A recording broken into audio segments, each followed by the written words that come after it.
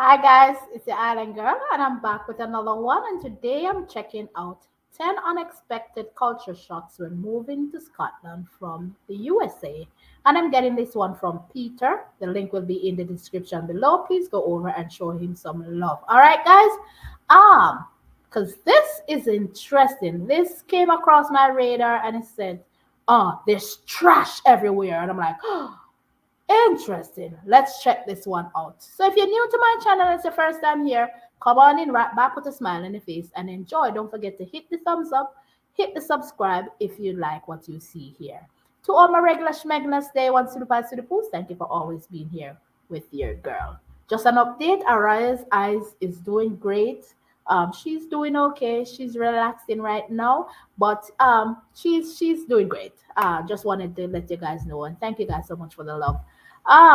So we're going to get right into this video because there she goes. I want to hear what Peter have to say about his experience, unexpected culture shocks from moving to the US and now living in Scotland. Here we go, right about now. Today, I'm going to talk about 10 unexpected culture shocks that I experienced when moving from the United States to Scotland. Even though they kind of speak English here, it is a completely different world, and it's impossible to go into every single difference in one video. So let's just call this part one, because I'm sure I will make more videos in the future about things that you might find shocking if you're moving from the United States to Scotland or elsewhere in the UK. Okay. Let's start by saying hello. Hello. In the United States, whenever I was greeting someone, I would usually just say what's up or hi or hello. Yeah. Here in the UK, the standard greeting and pronunciation will vary a lot based on where it is you live.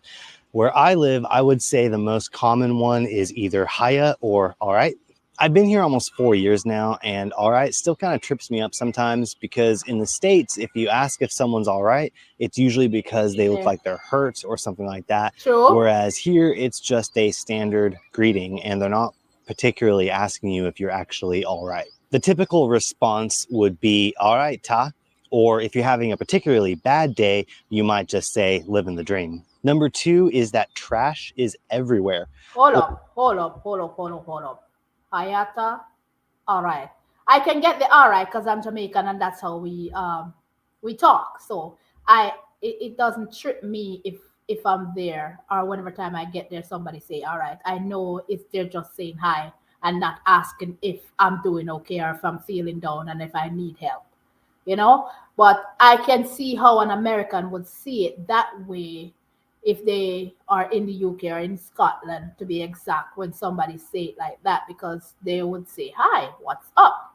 So I get where he's coming from with that. But like I said, I got in my blood, UK. Let's continue. This one is throwing me for a loop because this is the first person I've ever heard saying there's trash everywhere, or rubbish, as you'd call it, everywhere in Scotland. This is an interesting point of view, but it's his. Let's hear it. Or, as you'd call it here, rubbish. Now, I'm not sure if it's actually more here or if it's just more visible, because everything here is smaller and you're not kind of just trapped in your car the whole time driving everywhere like you would be in the States. But I at least feel like I see a lot more rubbish here. And I think there are, well, the two main reasons for it. I live on the west coast of Scotland and we get a ton of wind. I would say that overall the worst part about our weather is the wind. And when it comes to rubbish, in the United States, your rubbish, everywhere I've ever lived or ever heard of, rubbish is collected once a week. Whereas here where I live, your rubbish bin is only collected once every 3 weeks. Same goes for your multiple recycling bins, like your paper and cardboard bin, your plastic bin. All of them are basically alternating, and every 3 weeks you would have your bin collected. I constantly have rubbish in my garden that is not mine. And even though there are rubbish bins at, I would say, almost every bus stop and very regularly in town, they're almost always full when I see them. So they're not collected often enough. And then you add in the wind with those rubbish bins that are overflowing, well, you get the idea. If you're coming to the UK, especially if you have small children, just be aware. The rubbish is only collected every 3 weeks, at least in my council. And I'm sure you can imagine how bad it is when you have an entire bin completely full of dirty diapers, or nappies as they call them here, sitting outside in the summer heat for 3 weeks before being collected. It's not the most pleasant smell in the whole world. And number Ouch. 3, tap water. Hold on. Gotta pause there. Like I said, this one's a biggie. Now he said wherever he's been in the US, it's clean. US? That's if you guys watch my previous videos, this is one thing that you hear me complain about when it comes on to here.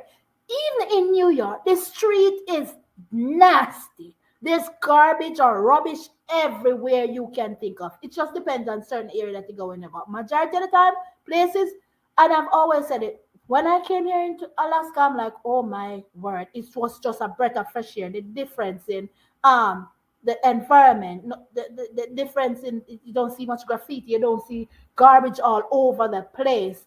Whether it's windy or not, it's just always clean. So I'm surprised hearing from him that garbage is everywhere, that rubbish is everywhere in Scotland. That's a shocker to me. And then that's the other shocker is that your guys' garbage does not get collected on only every 3 weeks. That's a long time. And I can see why it's overflowing. But to say it's everywhere and it's all over the place, and then he's saying it's very windy there, so that's why it's all over the place.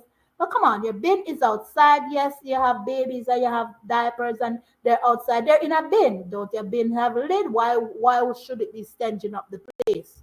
So I don't get that. I'm going to kind of go out on a limb and say I don't think that the case because like I said, this is not my first video looking into culture shocks with other persons that are in Scotland, and I've never heard that.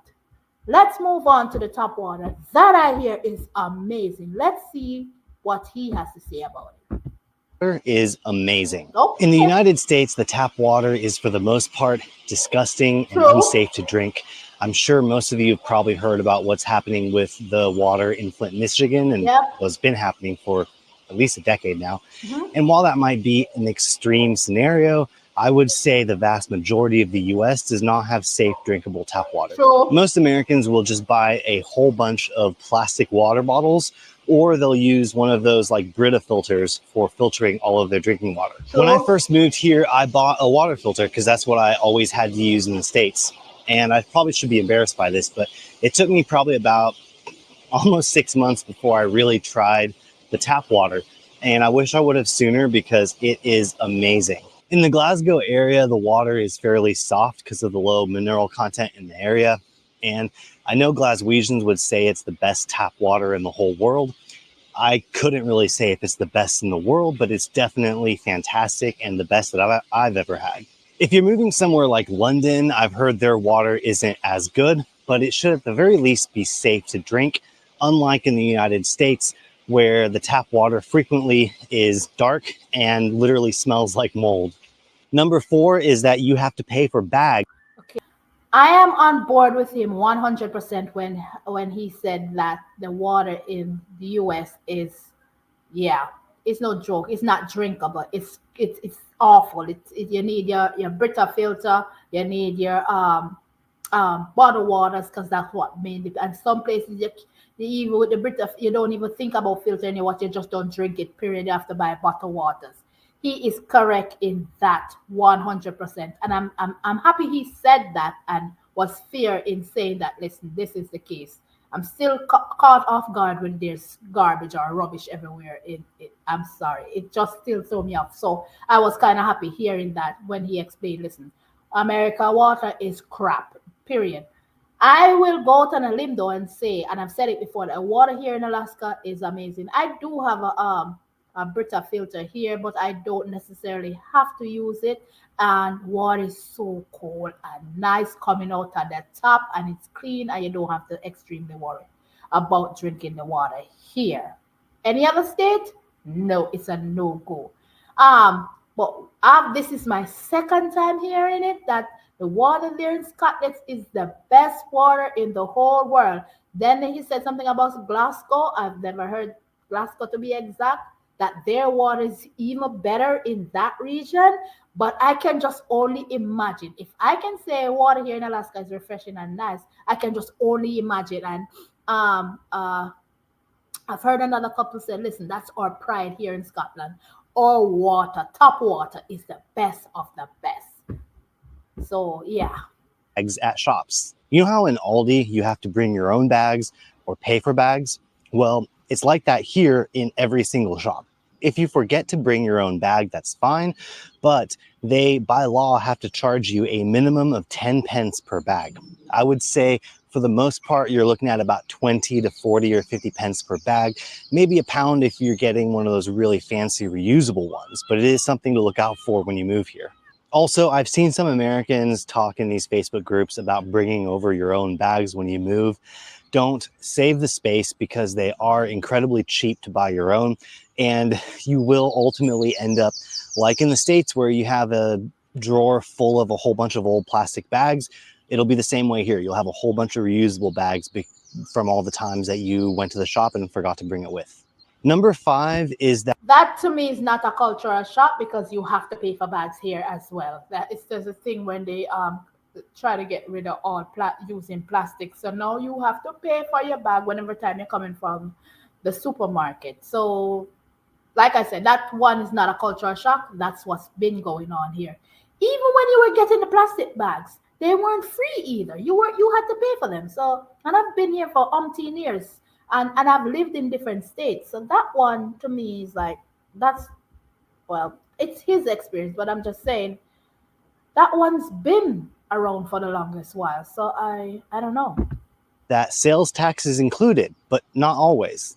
One of the most Oh, infuriating things about shopping in the United States is that you never know exactly how much you're going to have to pay for your items until you go check out. In the true. US, none of the prices include sales tax, Nope. and the sales tax amount can vary not just from state to state, but also from city to city. There are times where you could buy the exact same item that's the exact same price from two different stores that are literally across the street from each other and pay a different amount in each store That's because true. that street is the county line where it changes to a new city or something like that. It's insane. Even essential items like food, baby products, hygiene products, in a lot of places in the States, they will still have the full amount of sales tax on them, whereas here they don't have any sales tax or VAT, value added tax. It's not really a huge issue anyways. You don't really notice it because here the price includes the sales tax, except when it doesn't. There are places here where the price does not include sales tax, but it is primarily places that are geared towards businesses. So things like online wholesalers for businesses or Costco don't include sales tax in their prices. Okay. Also, your car mechanic might not include tax in his rates. My local mechanic charges 50 pounds an hour for his labor, but that's before tax, before VAT. So in reality, it's closer to 60 pounds an hour for his labor, which is fine, just something you have to be aware about. Number 6, the green pump is petrol and the black pump is diesel. Now, Americans spend way more time at the pump than people here, and that's primarily for two reasons. American vehicles get significantly worse fuel economy, even if you account for the difference in the size of a gallon here compared to Yep. the States. And also, Americans spend way more time in their vehicles because they have to drive everywhere. So they go a lot more miles in their cars than people would here. In the Okay. United States, diesel powered cars are almost non existent. The only diesel powered cars that I've ever heard of in the US would be like the Volkswagen TDI vehicles. And I think they stopped selling those a couple years ago because of the whole diesel emissions issue that probably everyone knows about now. Other than that, pretty much the only vehicles that would be diesel powered would be your big 18 wheelers or lorries, and then some pickup trucks would use diesel. Okay. Regardless of how many people use diesel, though, I would say everyone should know that in the States, the Green. green pump is for diesel and the black pump is for gasoline or petrol. Yeah. Here, it's the exact opposite. I haven't Oh, made this okay. mistake, but I'm sure it's possible. When you come here, make sure that you double check the labeling for the pump because you don't want to grab diesel instead of petrol accidentally when you're going to fill up at the pump. Number 7. Okay. That I definitely make a mistake because I'm not a gassy girl. Like, what a term! I'm not a gassy girl. I'm sorry, guys. It just sounds weird coming out. I'm not a gassy girl. I'm sorry, guys. I can't help it. Tickle me. That one tickle me. But anyway, yeah, because it's he's right. The diesel is green and the other petrol is black. So it's a totally opposite for yours. That I should remind myself when I get there. As for when it comes on to sales tax here in Alaska, we don't pay that. So we're like Scotland. Isn't that something? Ah. But yeah, most places in the US, tax is not whatever the price you see is not what you're going to pay. You're going to pay literally more. What are you making noise over there about? You're going to literally pay more than what is on the whatever is pointed out on the shelf. So that's how it is here in the US. So majority of the time, you'll hear people say it's so confusing, especially if you're leaving from one. Most places here, like he said, does not add their sales tax in. So the price of whatever for whatever you're buying is going to be more than what you actually see there. So it can be confusing for a lot of people. Is the lack of sunlight. Now, Scotland is quite a bit further north than the continental United States, and growing up in Oklahoma, of course, days were longer in the summer and shorter in the winter, just like pretty much everywhere else. But when I moved here, I didn't quite realize just how much of a difference it would be and how extreme the differences would be. And that's one thing I'm not sure if I'll ever quite get used to. Winter in Scotland can be incredibly hard, especially depending on what type of work you do, because you can feel like it is constantly dark outside the entire time. In the dead of winter, the sun doesn't come up until like 9 a.m. and it starts getting dark at around 3 or 3:30 in the afternoon. Same So here. for a lot of people, it will be dark when you're going to work and it will be dark when you're coming home from work. But on the flip side, summers are fantastic. Where I live in the dead of summer, even after midnight, you can still see a tiny little bit of light on the horizon. Number 8, daylight savings time. So this is the same thing that we I said when I watched another video before that. You guys were literally looking in a mirror when it comes on to the winter time and the summertime. Alaska and Scotland seem to be the same way. I wake up this morning when I was dropping the kids to school, 9:30 going on 10 o'clock. It's the sun is just getting daylight. By 3:30 this evening, 3:30, it's gone. It's dark. So in the height of winter, sometimes you don't see no sun whatsoever, and it's just dark, cloudy, and that's just how it is. But it's understandable. I'm used to it. And then you see the northern light. So I'm that one would be a culture shock to me for me when I get there. He said daylight saving time is not the same in Scotland. Okay. Is on a different day. A big adjustment when moving abroad is the time difference. Depending on where your family and friends are, even if they're on the East Coast, it's still going to be a 5-hour difference when you want to talk to them. Yeah. One silver lining with this is that daylight savings time is actually on a different day here than it is in the United States. Oh. Our time just switched over last week, or maybe 2 weeks ago. Time kind of blends together for me. But there was a period of about 2 weeks where the time difference was 1 hour less. So people on the East Coast would have only been 4 hours behind instead of 5. So that's kind of nice.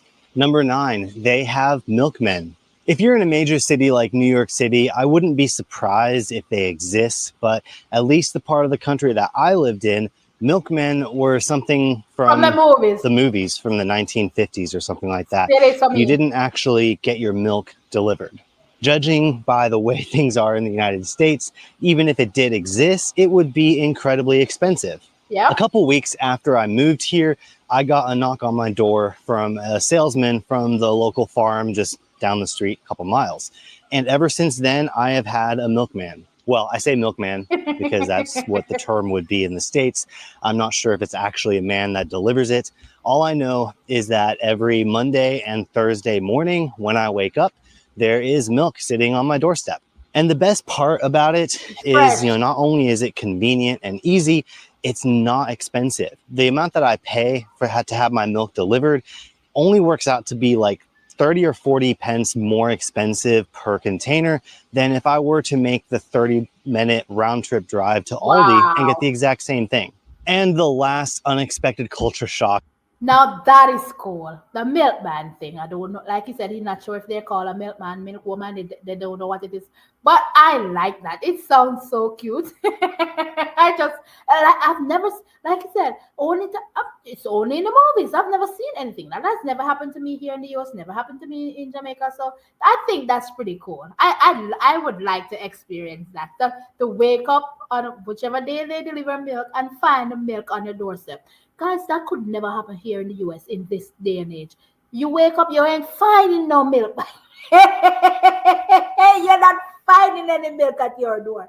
That's gone. Somebody's taking that. People are not. Look, man, nah. That's